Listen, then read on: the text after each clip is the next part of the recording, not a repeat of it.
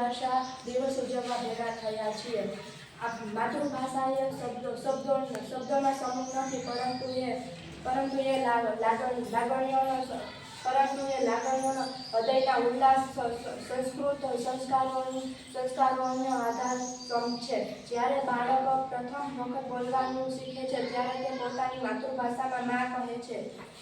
જે શબ્દમાં લાગણી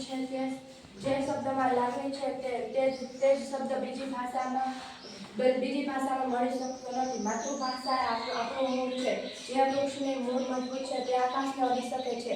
જે વ્યક્તિ પોતાની માતૃભાષાને સન્માન આપે છે તે વ્યક્તિ જીવનમાં ઊંચાઈઓ હાંસલ કરે છે। આજના યુગમાં આપણે અંગ્રેજી અને અન્ય ભાષાઓ શીખીએ છીએ જે જરૂરી છે, પરંતુ પોતાની માતૃભાષાને ભૂલી જવું તે પોતાની ઓળખને ભૂલી જવા જેવું છે।